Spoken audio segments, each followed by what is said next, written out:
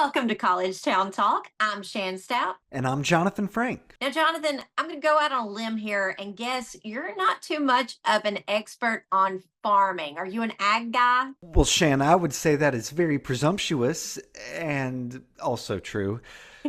Shan, the closest I've ever gotten to working in the fields is going to a pumpkin patch just so I could get a good Instagram picture. Well, the good news is you don't have to worry because today on the show, we have an alumnus and adjunct instructor from the Tennessee Tech School of Agriculture who also happens to be a first place winner at the 2024 National Farm Bureau Convention, Matt McClanahan. But first, we're talking with a four-time Tennessee Tech graduate, a Cookeville Lifestyle Most Influential People awardee, and the reigning Tennessee Department of Education Principal of the Year, Tina Francis Hodges. I can't wait to talk with them both. What amazing people. So let's go ahead and kick things off with our first guest, the lovely and brilliant Tina Francis Hodges.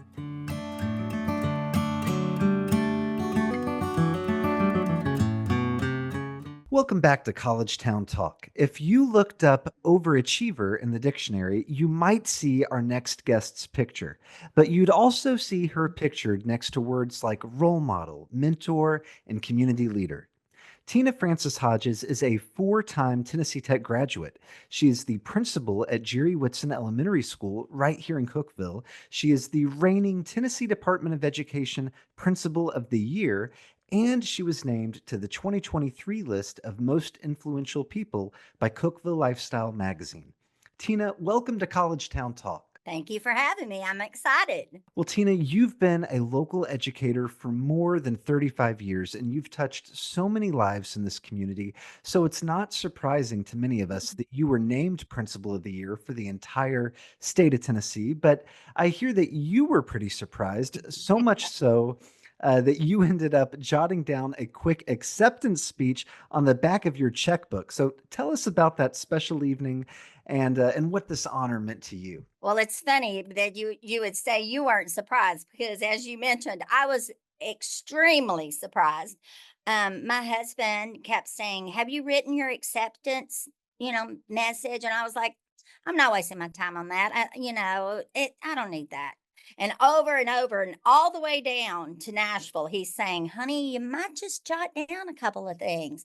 Finally, we were getting ready to leave for the ceremony, and he said it one more time, and I thought, okay, I can kill him, or I can just go ahead and write some stuff down, even though I do not. No, I felt confident I would not need it. So when they called my name, first of all, my table erupted. My kids were there. Mr. King and his wife were there, and so we were all just like shocked and so excited. And so I grabbed in my purse and I pull off my speech, which I had pulled like torn off the back of my checkbook and wrote like on the back like just names of people to thank. And so it was kind of amusing. Everybody thought that was a funny story, but I was just so honored.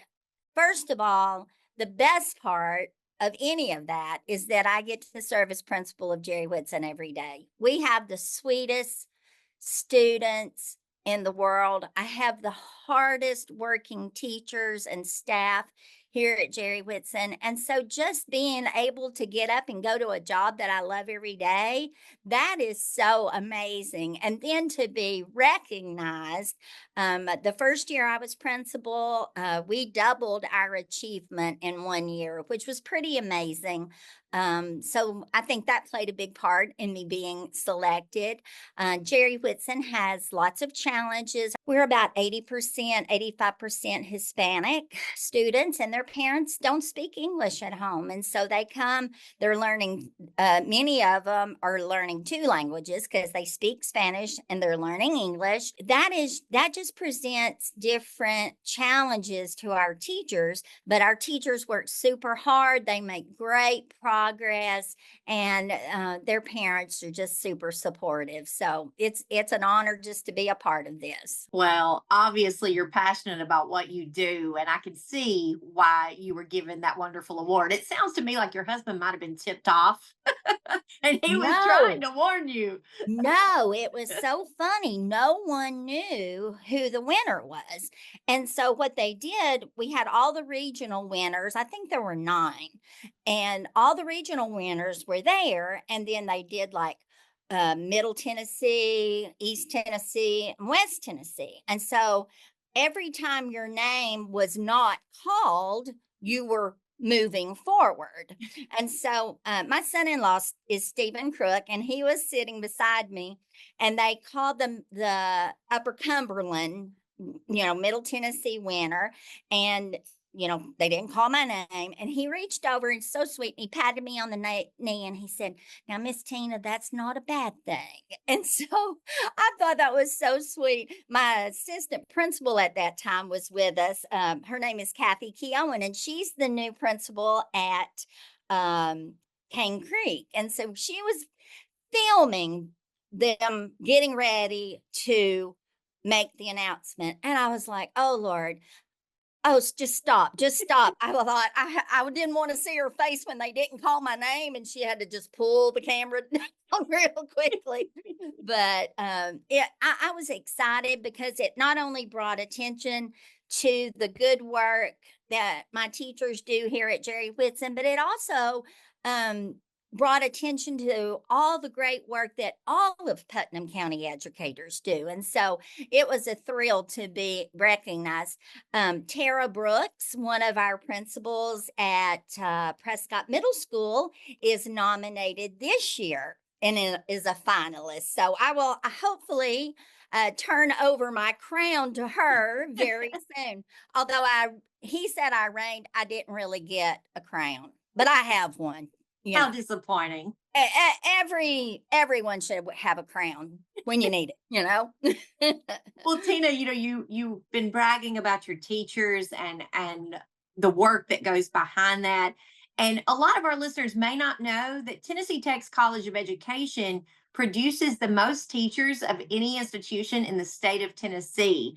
And I don't think I knew that. Well, there you go. Yeah, that's awesome. So those future teachers who are learning at Tech today, they're looking to role models like you. They're looking ahead of themselves and trying to figure out and navigate their own paths. What is your advice maybe to aspiring educators, and what would you say to those who are trying to figure it out and see if teaching is the right fit for them? Well, it's funny that you mentioned Tennessee Tech because we have a very close partnership with the education department. We host student teachers and practicum students all the time. So we're really grateful for the job that having that relationship with Tech. I would say my one advice to anyone in education or thinking about being an educator is only do it if you love it, because our students deserve someone who comes to school excited every single day. Now, it's not easy. And if you want an easy job, you don't need to go into education because it's challenging. But if you get up and you love your job and you love working with children, then you will it won't be a job. I often think of our job here as almost a ministry, because we have so many children that come from homes that are just not what I grew up with, or probably you did. And so we have a chance to love on them every day and help them to believe in themselves and see their potential and push them to reach that. And so I would say, if you become a teacher, or if you're currently a teacher, if you don't love it every day, you can go somewhere else and make more money. It's not just a job. And if it is just a job, your kids deserve better than that. That's why we're here. for the kids. I think that's good advice, and you say, that's why we're here is for the kids. You've shown up for kids in this community for so many years, and for that reason, as we said in the introduction, you were named to Cookeville Lifestyle's 2023 Most Influential People list, which is such a high honor. And it got us thinking. There are so many people in Cookeville who are making a difference, and it's impossible to recognize them all, probably in a magazine. So, who were some of the most influential Cookevillians in your life, and why? Well, of course, my family played a huge role in influence. But as far as educators go, when I was at Avery Trace Middle School, Dr. Linda Nash was my principal, and she inspired me. Well, first of all, she saw something in me. She said, "You are a natural leader." And so she gave me the opportunity to step into leadership roles. And while I was working there at Avery Trace as librarian, Dr. Nash included me as part of the leadership team. And so she started me on the path to leadership. And then there's just there's so many teachers in my life that influenced me, and I think that we forget what power there is in that, because it definitely shaped my life. I remember good teachers I had. I remember one in particular that I thought would kill me, but she was a motivator for me. She told me some people just can't do math. And I thought, oh, yeah, watch this. And so, unfortunately, not everybody would have that reaction. But I love tech, and I have continued my education.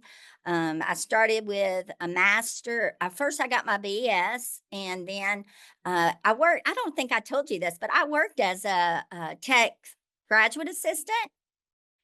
And so I was with Dr. Mary Ayers and Dr. Ross there at Tech in the education department, Dr. McGee, Leo McGee, and his wife Gloria. They were great. It's just the people at Tech, and I really feel this is true, cared about me, wanted me to be successful, and helped me strive to reach my goals. So I've been blessed with lots of great influence in my life. Well, I think they were blessed to know you as well. Now, I want to mention that there is an old saying that you hear sometimes about teachers not always making the best students, but you've helped to debunk this myth once and for all, because you've continued to build on your education even as you were a teacher in the classroom. So let's talk about your education. You hold an undergraduate degree, a master's degree, and two education specialist degree, all from Tech, spanning across nearly 30 years. Now, I know, my daughter recently graduated from Tech, and she's starting what she calls her grown-up job. Um, and she was just so grateful to just make it through the one degree. So, students who work hard to earn that first college degree, it can sometimes feel daunting and overwhelming to think about continuing your education beyond that. So, why was going back to school so important to you? Well, part of, as I was saying, I was a graduate assistant. So when I graduated with my bachelor's degree, they offered me the opportunity to work on my master's and get. I got a master's in early childhood, and working for the university helped pay the cost of that. So I did that, and then after I got in school, I taught at Parkview for 17 years, and I loved that. But I'm a person who enjoys change. I know a lot of people are not comfortable with change, but I crave it almost, because I want a new challenge all the time. And so I decided I was going to prepare for the possibility of at some point moving out of the classroom. And I decided to get my library library media specialist degree. So I had to take some classes to do that. Well, when I got that done, they were like, well, you only lack like 6 hours and you'll have your an EDS. And I was like, well, that'd be dumb, not just go ahead and do that. And so I did that and was librarian at Avery Trace for 6 years. And then when Dr. Nash left, she really encouraged me to apply for the assistant principal's job. And I was like, Dr. Nash, I haven't done that, and I don't even have the degree. At that time, they were able to hire me on like kind of on a waiver. And so I was able to do the job of an assistant principal while I went back to school to get my instructional leadership degree. And that's when I got the second EDS. So I keep thinking if I wasn't so old, I would get my doctorate. But I'm thinking I'm in the golden years of my career. And so maybe when I when I retire, I could get my doctorate. That would be amazing. All right. Thanks for the idea. I'm all for it.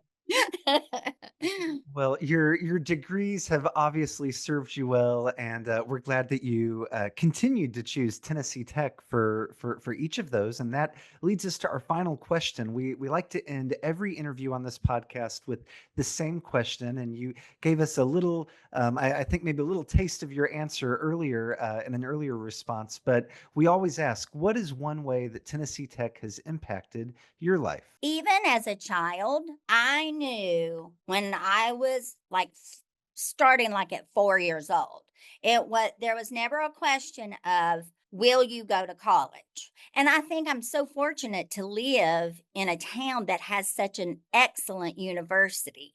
And so there was never any question at my house. I was going to go to Tech. My sister graduated from Tech. I was going to go to Tech.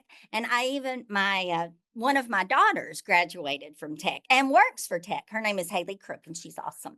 But so Tech has just been a part of the fabric of my life, my entire life. And I just feel really blessed that Cookeville has such amazing educators at Tech who really care about students. And I can't even express how my life was different because the university is here in my town. So I'm very grateful for the opportunity to call Tech my home. I think you said it just right, that Cookeville has amazing educators, and you are at the very top of that list. So thank you so much for being our guest today on College Town Talk. Thank you. I appreciate you inviting me.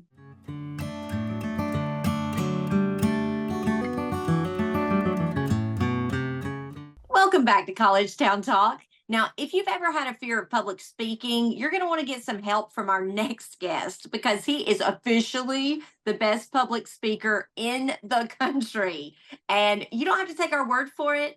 Tennessee Tech alumnus and adjunct instructor Matt McClanahan won first place at the 2024 American Farm Bureau's discussion meet, where he competed against young farmers from 37 other states to take home the top prize. This is a really aggressive competition. So when I say he's great at what he does, he is. And of course, Matt had some practice. As a Tennessee Tech student, he served on the moot court team, a role that helped prepare him for his position today as practicing attorney at the Crossville-based firm McClanahan and Winston.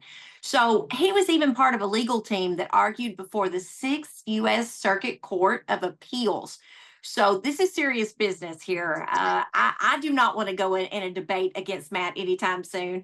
Today, in addition to his duties at the law firm and teaching an environmental law course for Tech School of Agriculture, Matt also serves as executive director for the Tennessee Association of Conservation Districts.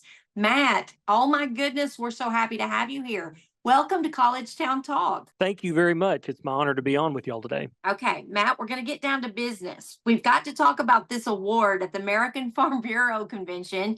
First place in the entire country is no small feat.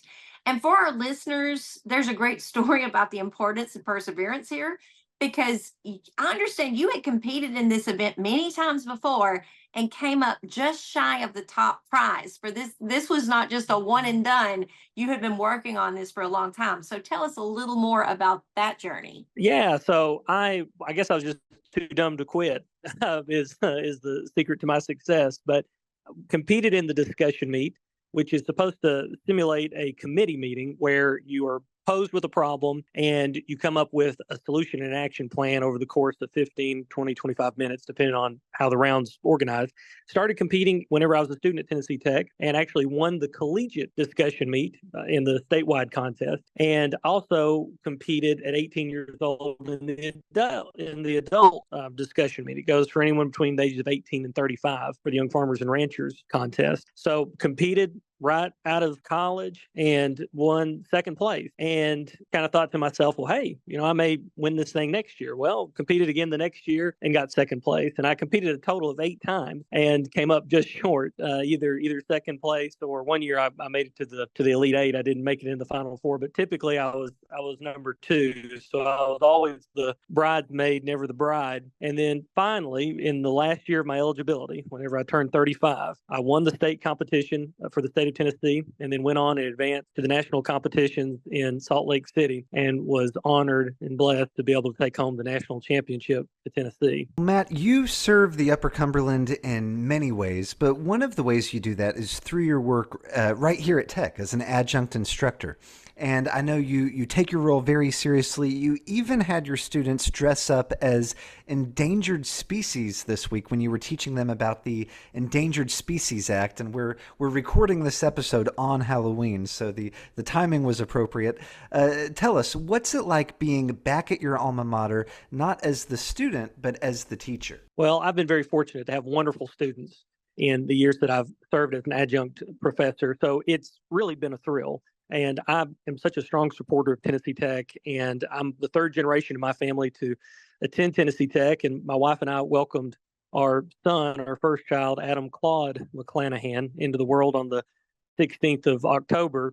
So God willing, he'll be the fourth generation to attend Tennessee Tech. So coming back to Tech feels like coming back home, and being able to now fill the role of an instructor where I was formerly a student is a very worthwhile enterprise, something that fills me with a lot of pride, and something that I take very seriously in trying to give back to the next generation. I think about those people that were so critical in my education and who were so important in molding me into the person that I am today. That time period of your life between 18 and 22 when you're an undergraduate is so important, and you really find out who you are. And I hope to be a positive influence in the lives of my students in the same way that my professors were positive influence in my life as whenever I was at Tech. What a wonderful answer. Okay, Matt, now we're going to get interesting. So you won first place in the Farm Bureau's discussion meet by speaking off the cuff without notes about a predetermined topic. So now we're going to test you on those speaking skills. We're going to put them to the test again. I'm going to give you, are you ready? I'm going to give you a few rapid fire hot topics, and you're going to give me a couple of sentences of award-worthy commentary and persuasion. So here we go. First thing, Christmas music before Thanksgiving. As an unashamed Christmas lover, I am 100% in favor of Christmas music before Thanksgiving. Some of those beautiful music, that the world has ever known have been inspired by the Christmas season. It would be a shame and a travesty to confine that music to just such a short duration time period of the year, just to the month of December. I'm 100% in favor of having Christmas music prior to Thanksgiving. I love this. This is the most fun I've had on this podcast. Okay. Why young adults should care about agriculture. If you wear clothes or you eat, you should care about agriculture. So agriculture is the critical industry in all of human civilization. As our world changes and as we increase in size, agriculture is going to become more and more relevant for young people, especially into the world that they're going into. Wow. Okay. Coming from the director of tourism, the best part about life in Cookeville. The best part about life in Cookeville is the people who make up Cookeville, the Cookvillians. And I am a son of the Upper Cumberland. I love Cookeville. The people that you run into are so friendly. Just all of our local shops and stores and the families that run those. That is my favorite part about Cookeville. Not to mention that the natural beauty is as beautiful as the people, with the land of the waterfalls, and there's so many things to do outside. It's hard to pick just one thing, but the people are the best. Well, if you ever need a job in tourism, you've got my number. I appreciate that. Thank you. And finally, wrapping up rapid fire questions, because I know you and your wife, Lauren, are new first-time parents. What is the best thing about fatherhood? The best thing about fatherhood is knowing that the child that I'm holding in my arms is a gift from God, and feeling that blessing nuzzle into you and go to sleep in your arms, and holding him, and having that knowledge that you've been blessed with this opportunity to raise this child and to teach this child and to instruct him and to raise him in a Christian home is something that is really an awe-inspiring task, and it's one that moves me to tears just talking about it. And that's something that's so wonderful. I see why you won first place in the discussion meet, Matt. Those are great answers. Now, Matt, you and I, we've known each other for a few years. We had some classes together at Tech, and there was a professor who is a mutual favorite of ours, and I think I can speak for you here, has made a significant impact on both of our lives. But she had a nickname for you that I think our listeners deserve to hear. Can you share that story? I most certainly can, and I'm very honored to be able to call myself a friend of Jonathan Frank. So Jonathan and I got to meet whenever we were in undergrad, and one of our classes that we had together was with Dr. Lori Maxwell, and affectionately known as Mama Maxwell to those of us who competed on her mock trial teams. And one day I was late for a mock trial practice, and I showed up in my farm clothes, and she says, "Where have you been, and what have you been doing?"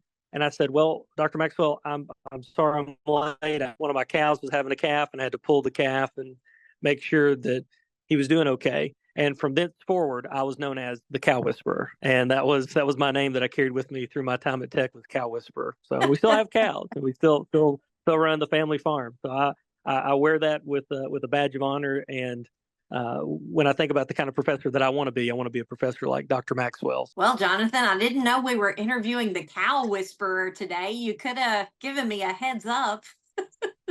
What an honor. So we're at the end of our interview, Matt. So we like to end each interview on this podcast with the same question. What is one way that Tennessee Tech has impacted your life? The biggest way that Tennessee Tech impacted my life was it gave a young man from Cumberland County, Tennessee, an opportunity to obtain a world-class education in a wonderful place, in a loving environment, and to graduate without any student debt. That, as I look back on it, and as I talk to other people, that is a gift that is really immeasurable, to be able to be on firm financial footing and to have that confidence that comes from knowing that you were a part of something larger than yourself and received wonderful instruction. And that is a gift that I can never repay to Tennessee Tech, but I hope to do all that I can for my part to do that for those that are coming after me. Matt, thank you so much for spending your time with us today, telling us your story, hopefully being an inspiration to students that are at Tech now, and to parents that are also listening, kind of deciding where they, want to help navigate and encourage their child to go. I just appreciate all that you've done throughout your journey, and it's just a pleasure to know you. Thanks so much for being our guest on College Town Talk. Thank you so much for having me. It's truly been a pleasure. Thank you all very much for what you do.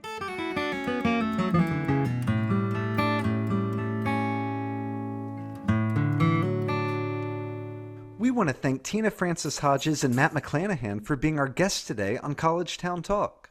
We absolutely do. And thanks to all of you for listening. If you're enjoying this podcast, do us a tiny little favor. Take a minute to hit that subscribe button, leave us a glowing review, and share this podcast with your friends. It all helps to spread the word about the great things happening right here in Cookeville. We'll meet you back here again next week for more conversations with the people who make Cookeville, Tennessee's college town.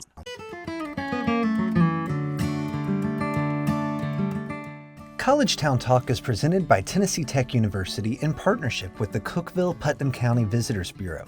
Your hosts are Jonathan Frank and Shan Stout, and original music is performed by Andrew Buckner. Visit us online at tntech.edu/collegetowntalk.